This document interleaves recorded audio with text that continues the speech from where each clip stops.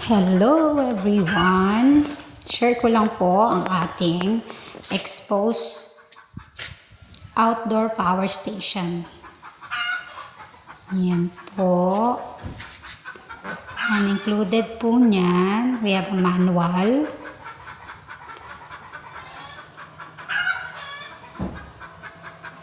Here's a manual.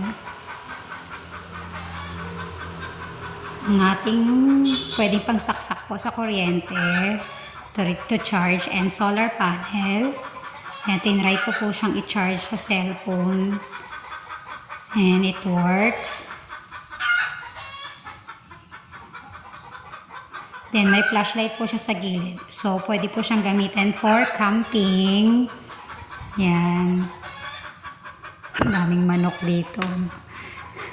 Yan, may saksakan po siya for mga appliances. Yan, sa likod naman po ang kanyang descriptions or specifications. Yan po, pwede po itong pang camping kasi napaka lightweight lang po nito. Yan, set niya po yan. Kasi nung panahon ng Bagyong Tino, matagal po kami nagkakuryente. And then dito po, meron po kasing once a month, meron pong brownout the whole day. Kaya dapat talaga meron tayong power station sa bahay.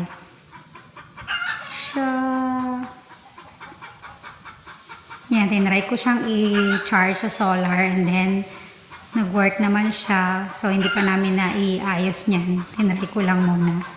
Pagka-receive namin, that's a solar. Maganda po ang kanilang solar panel talaga. Included na po yung solar panel. Then, nung gabi, tinry kong ang aming TV and then electric fan. And then, nag-work naman siya. And also, our Christmas light. Yan.